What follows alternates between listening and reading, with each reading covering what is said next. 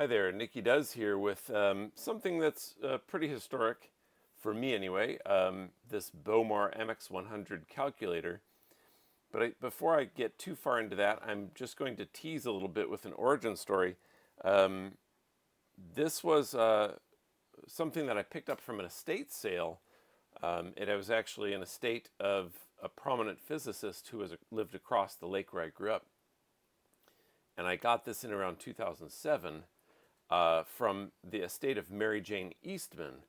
And Mary Jane Oestmann was a prominent physicist involved in nuclear energy research from the very start of the nuclear energy program as a young woman. And she ended up living on the lake where I grew up across the lake. And when she passed away, and my mother and my neighbors, they knew her relatively well. And I had met her quite a few times, but I was too young really to get into some things of some discussions of physics, science, the history of science, and certainly the history of the atomic projects, the Manhattan Project and the other atomic energy projects. But those would have been fascinating, and I, of course, regret that now. I just didn't know enough about it at the time. But one of the things that, and it was really kind of an amazing situation, one of the things that I had gotten also from her estate is this slab of graphite from the first Chicago pile CP1 that was underneath Stagg Field at the University of Chicago when Enrico Fermi was running the first nuclear reaction, that chain reaction that ever took place on December 2nd of 1942. And I think if you are an avid follower of this sort of thing, you will know that these artifacts do exist, and there are actually large whole bricks, the blocks that came from that pile that are out there. There are a few of those out there, and there's some great videos on YouTube of people who know what they're talking about with those blocks.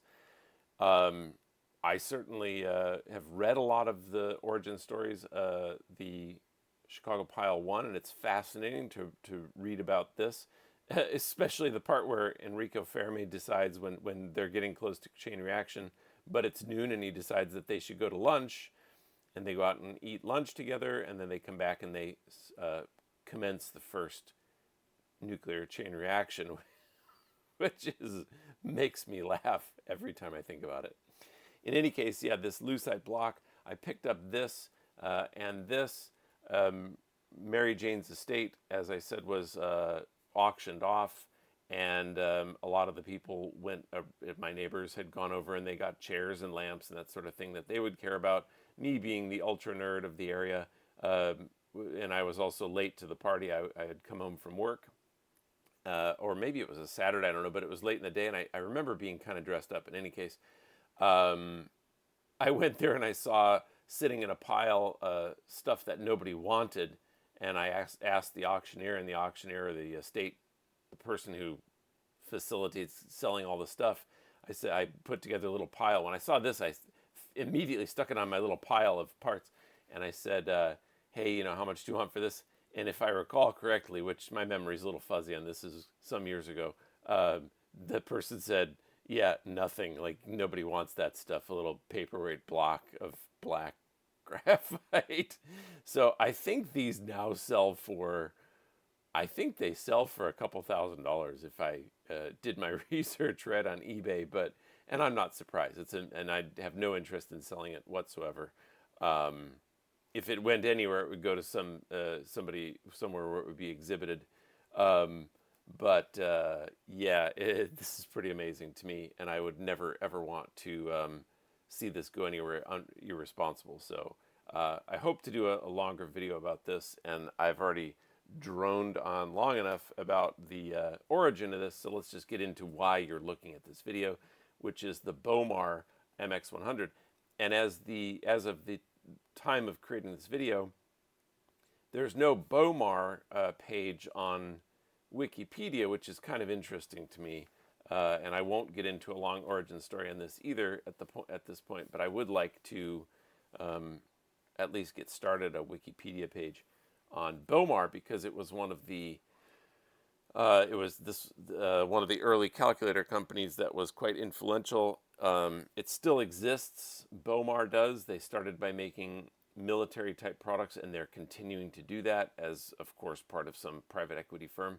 But Bowmar, and it was Fort Wayne, Indiana, and at some point it moved over to Main Street in Acton, Massachusetts. And I did a little research, and it's now like, yeah, the building is obviously quite old. This is from 1974, and Bowmar calculators were big in around 1971, so it's 50 some years old, and it's turned into a rental building. So not too exciting there, but certainly worth a look at the history of Bowmar. I don't know, and if you know what the ALI Inc., what ALI stands for, I don't think that's the founder's initials, but the gent Ed White, I think his name was. He was a Harvard grad and started an LED, a light emitting diode display company when light emitting diodes were new. So let's get into it. I have obviously been inside this box before, but I have not done much with it. If I recall, it does not work, and there was no reason for me to dig into this in detail, and I just came across it recently and thought, why not dig into it? By the way, before I do get too far into this, there are some patents, and I did just look them up before I started this video. That'll be probably hard to read. Patents in the 3 million range, so 3,700,000, so 3708. Let's just zoom in on that. Zoomity zoom. There you go. We have one that's 3780431, 3780430. Interesting how they flip-flop these. Nobody probably cared. 3781852. So all around the same time. I did look these up. One of them is on panelized circuit boards, panelizing a through-hole circuit board and then fountain soldering it and routing off the excess leads on the back. Another one, the other two, if I recall, are on displays, LED light-emitting diode displays, and especially the idea that the display is both electrically connected and mounted using the same pins, and the third one, it wasn't terribly consequential, if I recall correctly. In any case, none of them really helped Bowmar because they kind of fell apart after the calculator wars, which were a huge deal. So yeah, I mean, it's when you put all your money into a certain line and then that line just plummets, the costs plummet and the competition skyrockets, there's not much you can do. So let's look at what we've got in here. We've got and these were hugely expensive. Relatively speaking, they were, this is a big deal. I mean, you were slide rule before this, mechanical calculators. There's lots and lots of videos on YouTube on this, and this is not going to be a calculator history video. This is more about this Bowmar one, but certainly worth a little bit of a dig into how electronic calculators desktop and pocket calculators came into being. This, I'm sure, would be considered a pocket calculator. I mean, after all, it has a carry loop, which I don't know if you'd hang this on your belt, but maybe. But in any case, you'd have a carry loop. So this has the calculator in the case, and we'll get into that.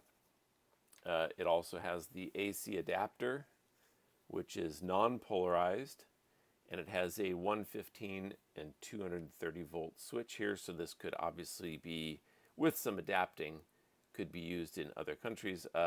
50 to 60 hertz, so they've made sure to cover all the common world spaces. It is currently set to 115. On the back side, there's nothing. There's a scratch. I don't think there's anything else on here. The cord is relatively supple. Certainly seems like it still works. It has a unique connector on the back. I've never seen something like this before. Overmolded pins. You can see so overmolded pins here, the sockets, and you can see the pins for the overmolding mold that were used to hold that in place. Was there a country of origin on here? Oh yeah, made in USA. So there's a model number on here, made in USA. I don't see any markings that would immediately tell me who made this. I don't know if this symbol here is something that we could find or not, or if anybody knows, but of course I'd love it if you found it and you marked it down in the comments. Well used because the cord has been twisted many, many times. It looks like it's now a twisty cord instead of a straight one. Even though it is AC, I noticed that the wire is ribbed on one side and smooth on the other, which indicates polarization. I imagine this is just because that's the wire that they bought. I imagine there's no, because it's magnetically isolated, there's no relationship between the pins here and the line contacts. There's no grounding whatsoever, so I would hope that the neutral or line aren't carried through that adapter. I doubt there's much to see here. We're certainly not going to tear into it, but we will just make sure that it works. There's much to see in here. I would think this is just a transformer with multiple taps at 115 and 230 volts. So should be nothing really to see here, and we can, the output is 14 volts AC, so we should be able to simulate that 140 milliamps with some DC, and that should work just fine. Interestingly, in the box is the bag, so yay. There is an important tag here which follows all the important tags that predates all the important tags that come after, which number one is charge the battery before you use it. Lots of things had come in history with that. Now manufacturers are pretty good at shipping things fast, and usually the battery is quite charged, but still we get notifications to charge the battery. We also have this caution that says you have to set that switch, 115, 230 volts. I imagine if you didn't, now they didn't say here, this is from a time when you were expected to be more responsible and do what you're supposed to do and read what you're supposed to read and take responsibility for your actions. Rant off, but here it doesn't say anything about if you don't, it will damage the calculator. So certainly doesn't on that decal there. The instructions for use, which have been butterflied open. So I think they've been maybe read. I don't know. This is it's a brain. It's a scientific brain, and it utilizes recent developments in solid-state integrated circuitry to provide vast extension of conventional slide rule capabilities. Far more accuracy, it's more versatile, and it is pocketable, and it does say here, replaces tedious and eye-straining correlation of finely inscribed slide rule scales. So, I mean, today, I'm young enough that I never used a slide rule I've touched one, but I've never had to use one.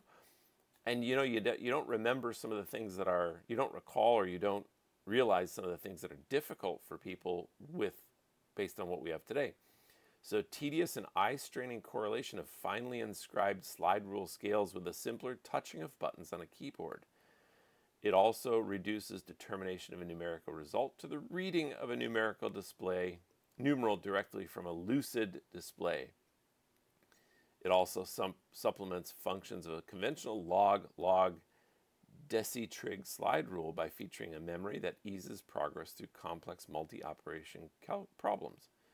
Your new brain operates in the algebraic mode and can accept numerical input as of many as 8 digits. So it's an 8-digit calculator, and it has some scientific functions like sine, cosine, tangent of degrees or radians, inverse trig, natural and common log, exponent and powers of exponent, square root and inverse square, keys for pi and sign change.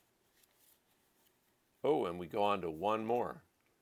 A key for the exchange of contents between the display and the working register. Now, registers wouldn't be a familiar thought to somebody, I would think, but yeah, maybe. I can't say, but you know, certainly if you were reading this, you'd have a pretty good idea of what you were doing. Chain and automatic constants display as red adjusted with leading zero suppression. That's handy. Who wants to read a bunch of zeros? That's, I'm sure, a big deal when this came out. Up to 16 digits may be obtained with overflow interpretation. So, yeah. You're supposed to read the entire manual, and it says that the a brief outline of instructions are printed on the back of the calculator right here. It is battery powered. I see battery operation. Disconnect the charger and turn the power switch on. It would run for about 4 hours of working time. There's a low battery indicator L on the display. Do not continue. Use of the calculator can be continued during charging, and charging will occur whether it's on or off. So 140 milliamps on that charger, it'll trickle charge those batteries apparently without destroying them. So it does say remove the charger when it's not in use after a full recharge cycle. Charging and discharging batteries at this time was rather a hassle. So yeah, the rest, let's see here. Oh, there's some color in this manual too. It looks like it was multicolor. Specifications, here we go. Addition, subtraction, multiplication, division, reciprocal, square root, sign change, and pi out to, 8 significant digits. Scientific functions, which I already mentioned. Memory functions. Register swap. 8 digits with scientific functions working on the left 6 digits. NiCad cells, 3 NiCad cells, 4 hours of operation, 7 hours of charge. And it's solid state, primarily integrated circuit plus certain discrete components. Weighs 9 ounces. I did not do the calculation into that for grams. And here's the dimensions in inches, of course. 3-second maximum calculation speed. Boy, I would love to run a calculation that requires 3 seconds. That would be fun. Charger, power supply, vinyl pouch, and instruction book present. And there's a warranty. And how long is this warranty? 1 year from the date of original purchase. Boy, I think that's probably expired. Repair to replace, free of charge. You can't misuse it. And here's where you're supposed to send it in, the ALI Service Center in West Acton, Massachusetts. And just a P.O. box. So it's going to, the mail carrier is going to have to carry in all these calculators to the service center. And this is a piece of brown paper. Nope, it is. Oh, look at that. It's the original receipt from Mexican Electronic Corp on 402 Fifth Avenue. I did not look that up. 402 Fifth Avenue. Sorry, no refunds. Well, it looks like this didn't get refunded. $138 in 1974 plus, is that $9.60 in tax? Would that be around 7 or 8%? That seems like probably a pretty normal thing. There's no line of tax, but it's an MX 100, 147.68. Less, is that less $2.05? 147.65, that was corrected. Less $2.05 for 145.60. And $2.05 was, that wasn't like you can get a Coke with that. That was some money in 1974. I think gas was something like 25 cents a gallon. So yeah, that's some real money. Don't know why the discount, but yeah, not a lot of action that day. This is only number 7 in the book of tear-off receipts here that somebody wrote up. No, it would be cool to know who sold it. Yeah, and then this thing in the bottom, which I think is the probably kept the power adapter off the calculator. So in any case, let's get into it. How long have I been yammering? This is almost 20 minutes. It's a yammer-heavy video. We haven't even opened up the meat of it yet. All right. Zipper case with a little cute chain. I don't know if that's, again, somebody's logo or if that was just whoever the zipper case manufacturer. I don't see any made in USA. Here's some wear on the case, though. There's some, either it transferred off some blue from something or that's worn through the black. I don't know. It's very soft and, as I say, supple, like the cord. It's lined with a soft velvety interior too, which I presume is cotton. Let's just take the calculator out and we'll get right to that, but hold on and let's just look at this case. So metal tooth zippers. And again, I don't see any signs of a name tag in here, but can I tell if that's a... I don't see a YKK on the zipper anywhere. I don't see any name at all on the zipper. It's a terrible picture from this, what is this camera? This IPEVO document camera, but doesn't zoom that well. But I don't see any YKK type thing, so I'm going to have to assume it's an off-brand zipper, but it is nice. And I would also presume that this was not made in the U.S. At that point, things were being made in Korea and Japan, not so much China yet. But yeah, we'll put that aside and we'll get right to this calculator. So we've got a calculator here with some buttons, of course, some evidence of wear and certainly some dirt, dusty dirt on it. There's an LCD display, red LCD display back here, Bowmar. I haven't seen the model number on it anywhere. There's where we charge it up. If we turn it over, we have the display that was guaranteed to us in the manual. It is made in the US of A. Serial number 100633. Does that mean 633 of these were made, or do we truly hit the 100? I don't know. The 100, can we see if that was all printed at once, or if the 100 is pre-printed and someone put 633. It looks like it's all printed at once, but the 633, obviously the final digit, the least significant digit, is rotated in and wasn't rotated with the greatest of care. But here, 531 Main Street, Acton, Mass. I don't know if that was produced there or if it was produced elsewhere, but it was made in the US of A. Bowmar model 92001. And I also have not double-checked. Oh, here we go. The MX100 Scientific Brain. Let's back out a little bit on this. So we do have some instructions here to use the calculator. Omniconstant is a registered trademark of the Bowmar Corporation. Omniconstant.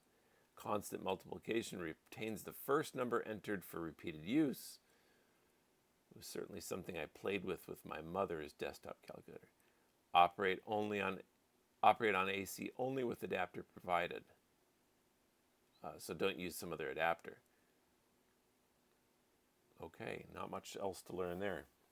So I suppose, well, we can be responsible and we can plug this in and we can, pardon me while I reach up here to my strip of power. And I will plug this in. We're supposed to get 14 alternating volts out of this. So let's check that out. I don't think I've only got my scope up, don't I? That's going to be fun video. Yeah.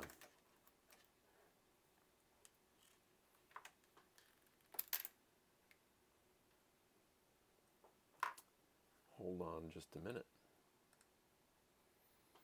Okay, so we've got an oscilloscope set up here, and let's find out if this Bowmar brain is actually,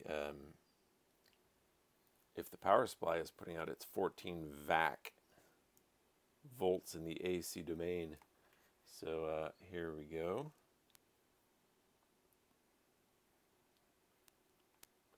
Let's get set up here. AC coupling. And we've got 10x probe. And we've got plenty of impedance for that probe. So let's see what we've got here.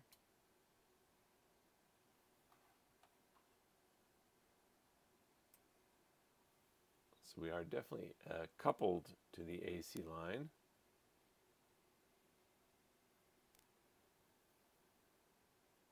And unloaded, we've got more than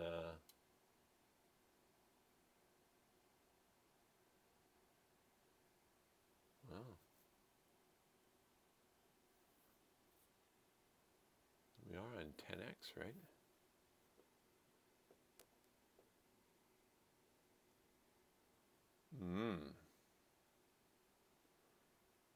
Something wrong there. We don't want 90 volts AC out of this thing, for sure. There we go. Put a little ground in there. But still, that doesn't seem great. Let's not use that. Let's get into here first and see what we've got in the calculator. So we'll go back to the bigger view. There we go. And let's get a little closer. Let's take a look inside before we go all crazy. Feels like that screw is into a thread insert, but I don't know for sure.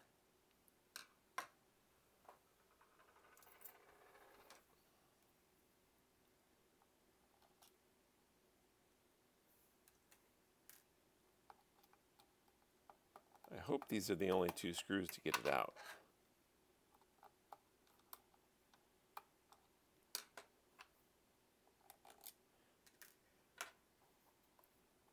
Yep.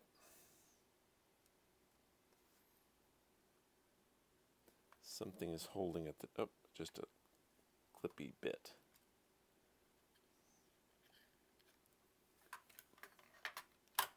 That rigid wire. All right, there's a card here. I think there's probably some battery leakage. There's a card here that feels fairly stuck. Nope, it's adhesive. All right, there's a pair of screws to hold this battery tray in. They're flathead screws. How progressive to have Phillips screws overall. All right, so there's one flathead. There's two, and of course these batteries will, I mean, come on. Be like the Voyager probe still running.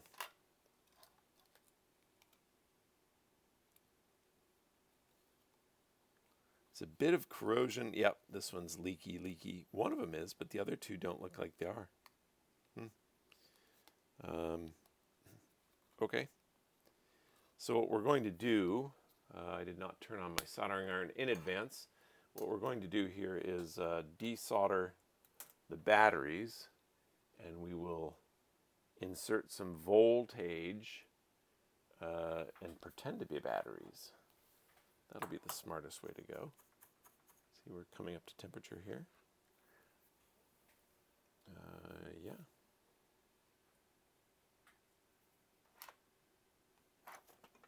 Do we have some flux handy? Yes, we do.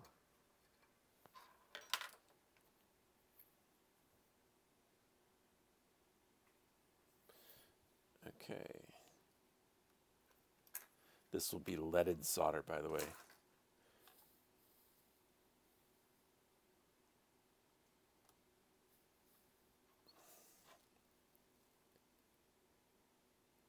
We got the crusties on there, for sure.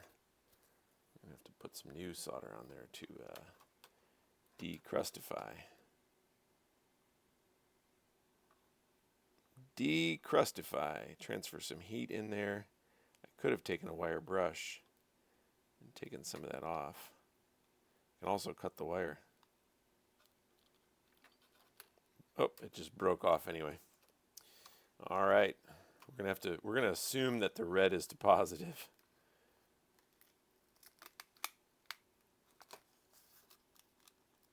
The Bowmar brain. The batteries appear to be tied together with, I mean, currently it looks like electrical tape.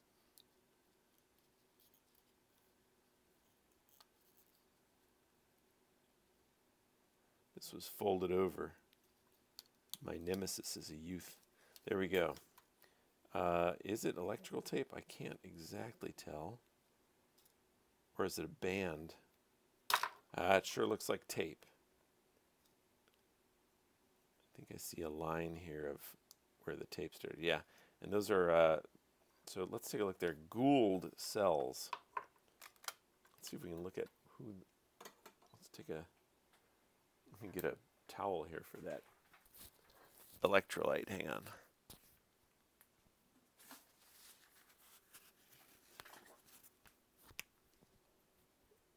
All right. It's leaking a teeny bit of electrolyte, so let's just get a little piece of towel here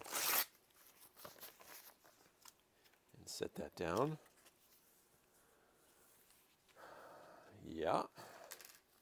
And let's see if we can't disassemble that cell pack just a bit and see who those are from. Yep, it's a strip of tape. Yeah, certainly nice tape still.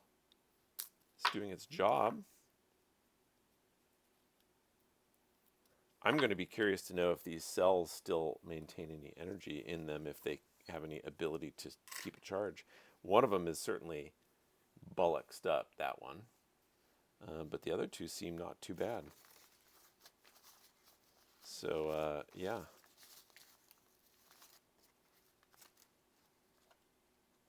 Rechargeable nickel cadmium from the Gould Company or Corporation, I don't know which.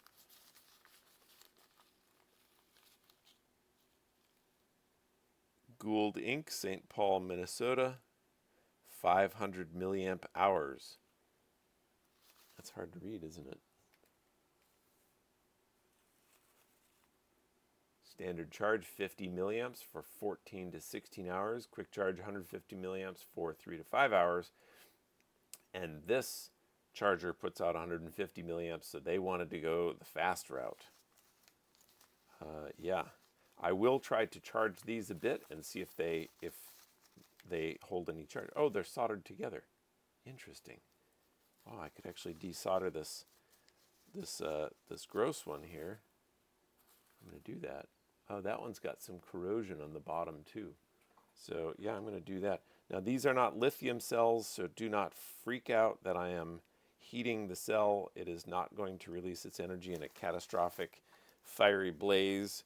And furthermore, I am quite sure there is no energy left in these. They have been sitting without being charged for quite some time. So let's see if I can get some heat into there. I'm off camera. Curses, Nikki does. You're off camera. So we'll get a little flux on there too to help matters along.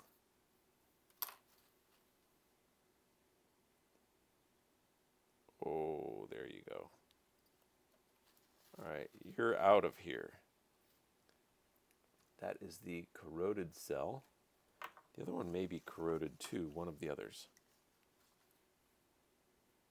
So let's disassemble these two as well. This one I think that does have some corrosion in it. But this one looks remarkably good. Look at that. That's really cool. Boy, they were nickel cadmium batteries. I mean, it just didn't hold much for a charge. All right.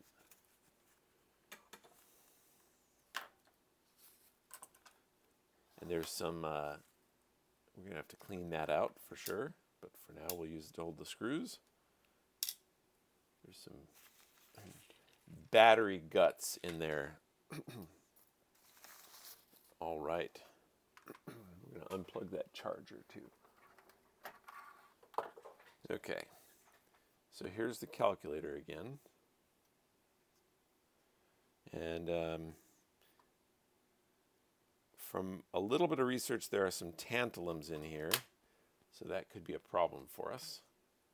Let us strip this back just a bit. And we'll give it 150 milliamps. And that's going to be hard to do. Let's try this.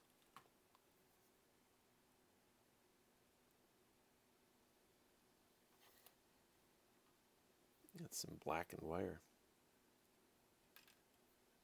Some corrosion up there. Crawled up the jacket.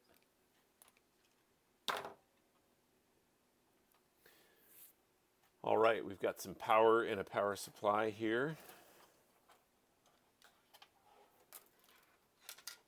We had 3 batteries in there, nominal voltage of 150 millivolts, 1.5 volts each. So let's get this set up to 4.5 volts.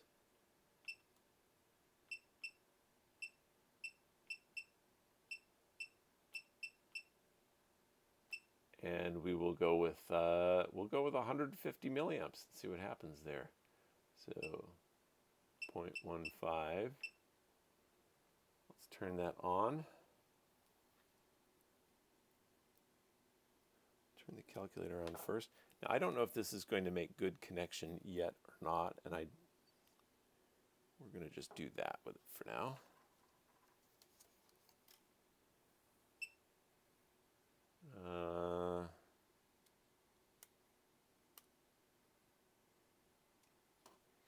We're not getting anything. And that, again, may not be receiving a good connection. So let's try to scuff that up a bit.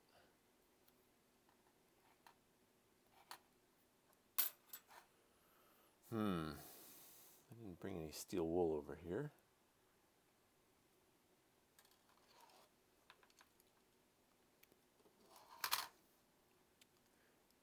I suspect that's not cleared up. And you've caught me at a disadvantage because I don't have my utility knife handy.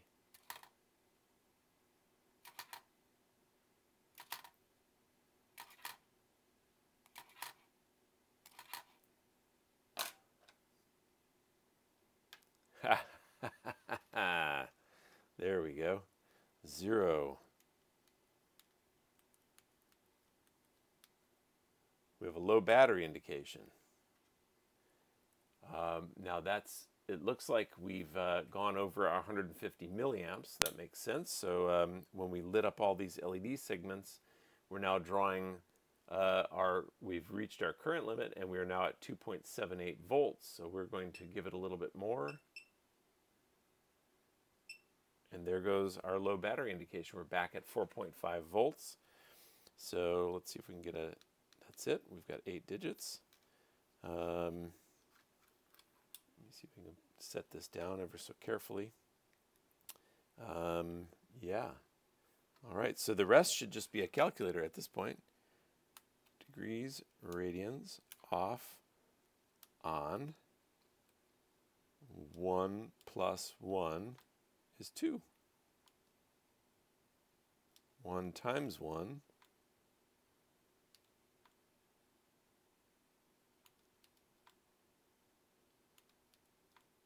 This is that recall feature they were talking about, which I remember having a ton of fun with as a little kid. All I have to do is 2 times equals times equals, and look at that, you can overflow it. This was my early binary days. 2 times 2 equals times equals times equals my squaring, and 2 times 2 times 2.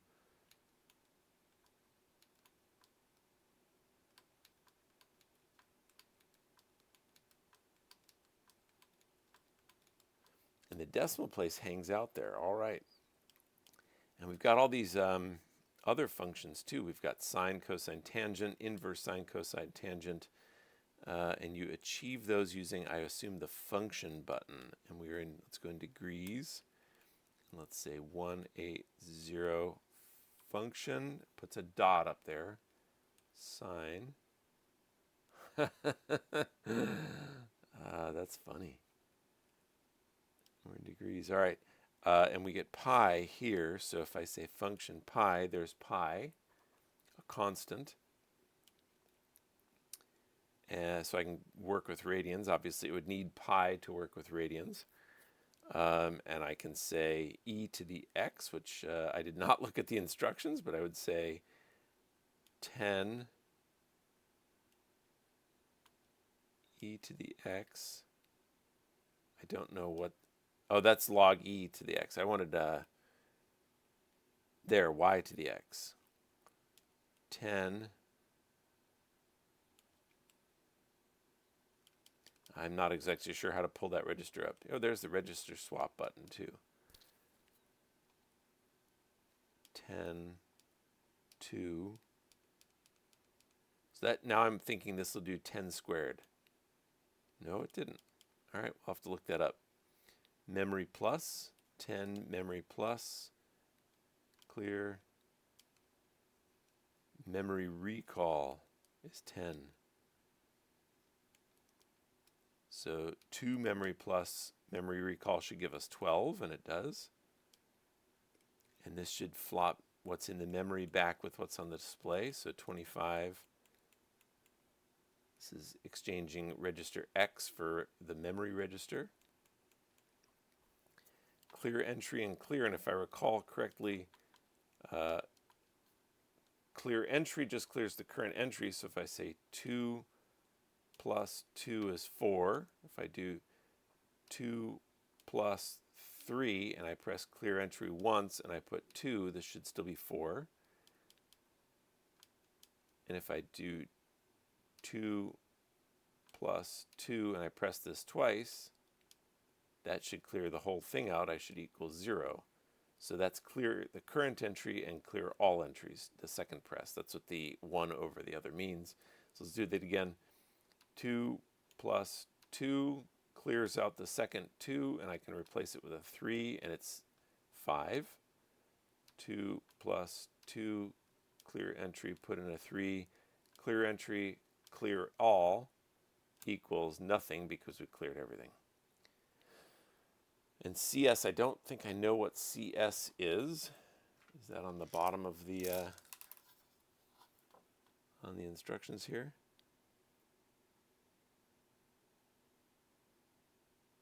I don't see it. Yeah, touch CE twice to clear entry to everything. I don't know what CS is. Some of these, when they were used for accounting purposes, had decimal point switches and things. This one does not. There's really nothing to do with this as far as repairs. It works perfectly. I'll do a bit of light tidying up to it. Of course, what good is a video like this without looking at what's inside? But so we'll do that. But yeah, this works great. I'm not going to just plug in the power adapter, and I'll certainly put a little time into that to make sure it's working okay before I plug it in and destroy the calculator.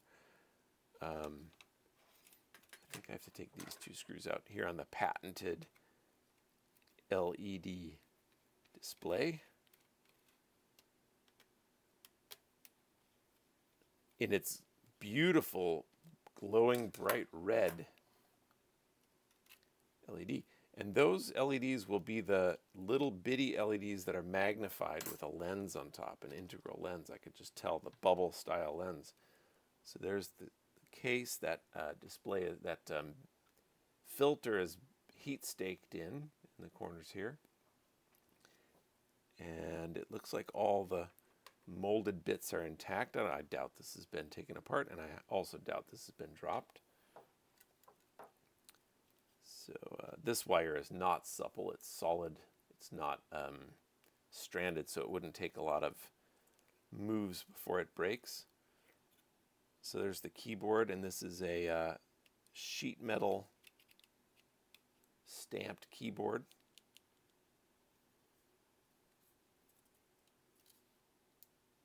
And it's held on here with some screws, which I'm going to risk taking out. I'll need a smaller screwdriver for those.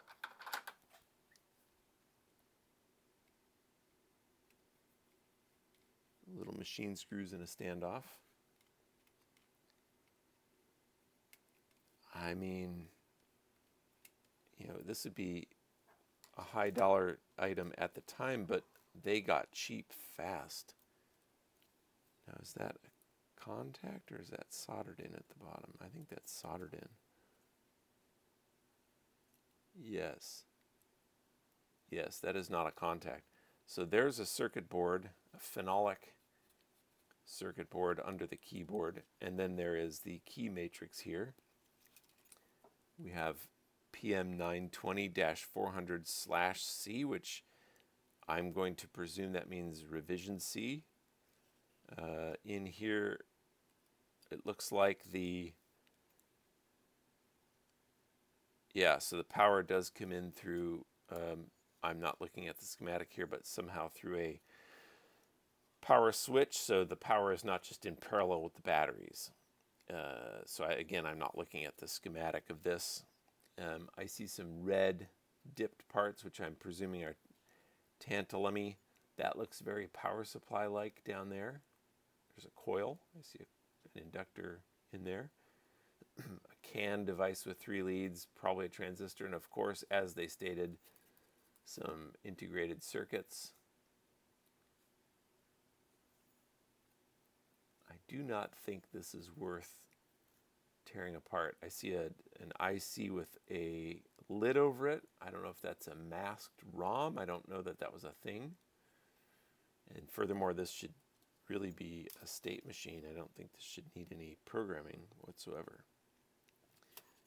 Here are those switches, and they do have, I like these details. They do have a little card over each switch so that the dust and dirt doesn't get into the hole behind it, and you don't see the hole behind it.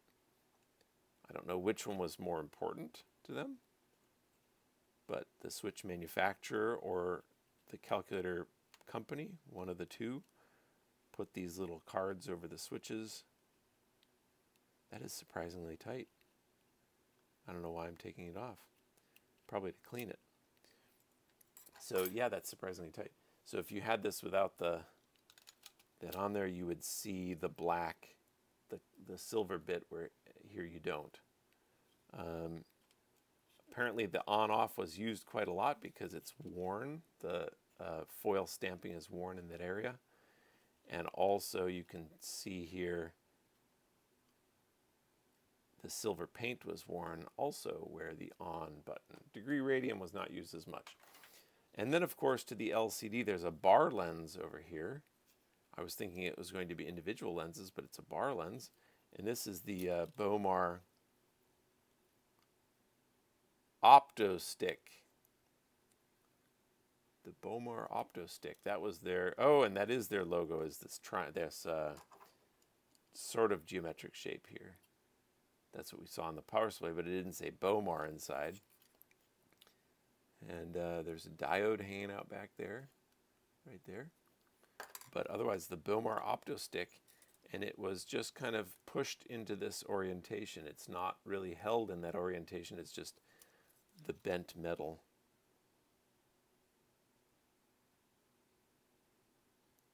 I'm assuming these are test. There's a stripe. Somebody took a marker over here for the stripe. This one looks like it has a serial number written on it. 1819. Right there. And some other mark right here. That's a Bowmar logo too, now that I'm starting to recognize that. So the keyboard has a Bowmar logo on it as well. And the switch was riveted in with only one rivet and then soldered on. Just fascinating. Well, I'm going to conclude this video. It's been almost an hour, which is longer than I thought this was going to be. So I'm going to conclude this video, but if you do have, well, we will do one more thing. Let's just hook it up without that second red bezel, which really doesn't seem like it was necessary. It's sort of double filtered.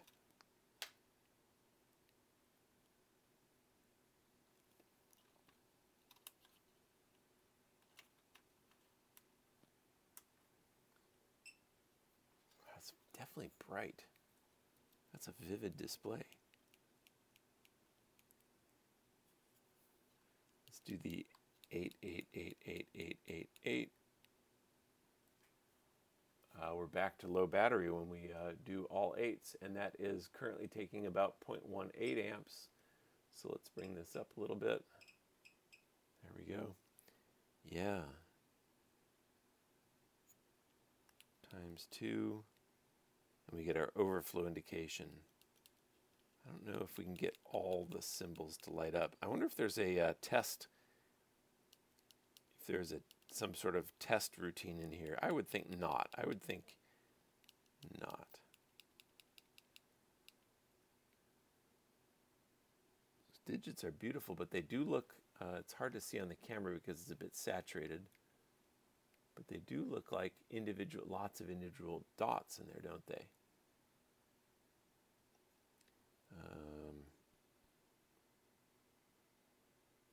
Yeah. Well, this is the Bowmar OptiStick.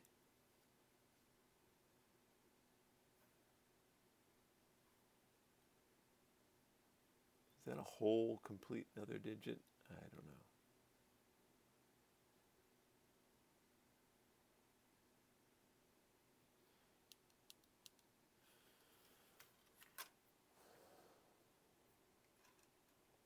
Well, this has been the Bowmar MX100 with a little extra color added. Thank you for watching. Please do add your comments. Please do ask whatever questions I can possibly answer. That makes this a lot of fun. If you think these are great, I'll make the dumb plea to subscribe, but otherwise, you know me. Thanks for watching.